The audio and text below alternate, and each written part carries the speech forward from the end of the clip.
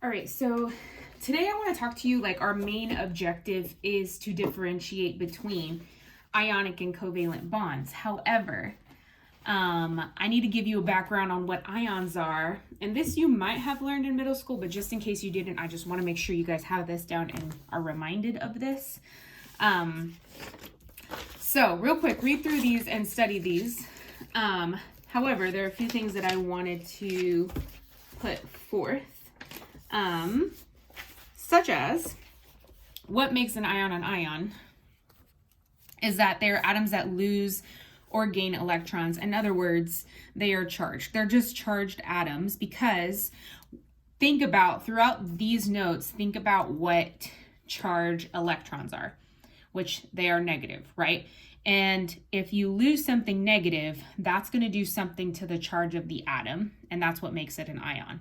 Or if you gain a negative electron, that's going to also affect the charge of the ion, the overall charge, okay? So first things first, there are two types of ions you need to know about. One is called a cation, and my little trick with this is calling it, because of the word cat, you get it? It's positive. There's your joke for the day. Okay, so the point is that they are positively charged because they actually have more protons than electrons. And protons are positive, correct? So when they have more protons than they do electrons, that would make the overall charge of the ion positive. Now, anions, on the other hand, are negatively charged because they have more electrons than they do protons. All right, and this is what is also key, and I make sure to point this out. These are usually formed by metals. So cations are formed by metals, anions are formed by nonmetals usually, and so a metal and a nonmetal together make an ionic bond, which we will talk about in a second. So another quick reminder. So like what happens? I have a neutral atom here. Equal amounts of protons, so I'll put that here, equal amounts of protons and electrons. If I lose electrons, and this is where people get confused, so pay close attention here. If I lose electrons, I become more positive because electrons are what charged again? Negative. And I always say the quote, lose toxic haters, and excuse the cheesiness, but you'll remember it this way, and you become more positive, right? I'm sure. So that's what's happening. If I lose something negative, I am becoming more positive, okay? And if I gain something negative, I obviously become more negative and therefore an anion. So think of it this way, all right? This is not a molecule. There's some confusion about that before. This is just like a diagram illustrating what happens if I lose or gain electrons. Now, let's talk about the examples I give you here, okay?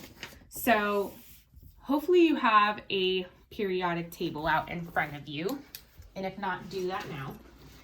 So let me make sure I have a periodic table out in front of me as well, so you can see what I'm talking about.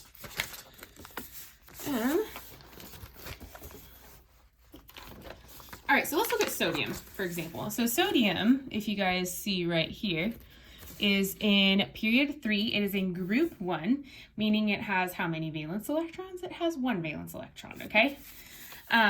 Because of that, the A groups, just a review on that. So it's a group 1. It's an alkali metal, key there. Remember, cations or anions are metals. It's cations. Now, 1 valence electron, and this is also what is key to understand. So if sodium here, I'm going to call this is not the actual Bohr model of sodium. I'm just going to draw the valence shell for a second. Okay, so if I have 1 electron in my valence shell, it is easier to get rid of that 1 electron than it would be to like gain 7. Okay, so think about it as in the less you have, the easier it is to get rid of. And in fact, sodium is eager to get rid of that electron. Now, chlorine, on the other hand, if you find chlorine on your periodic table, is in group 17 and therefore has 7 valence electrons. And remember the octet rule. So this is my valence shell here, and I'm going to draw 7 just so you see it. Again, this is not the actual Bohr model. This is just an illustration. How many more does it need to have a full valence shell? It needs one. It is eager to have one. This is why chlorine is very electronegative. It is very greedy. It wants to keep all of its electrons. So it is easier to gain one instead of give 7 away. That is also key. And then notice that chlorine is a halogen, also a nonmetal, okay? So the halogens, even though we don't have it blatantly called nonmetals, the halogens are nonmetals because they are just not metals. They are gases, okay? Same with noble gases. They are also nonmetals, but they are not considered, like, that's not relevant to ionic bonds, okay? So in understanding ions, now look at your notes for ionic and covalent bonding, okay? Let me zoom out a little bit. So these are the actual Bohr models, okay? So let's look at ionic and covalent. And I'm sure you might have heard of covalent before, but now that you know what ions are, when a metal and a non-metal come together, that forms a bond, an ionic bond, okay?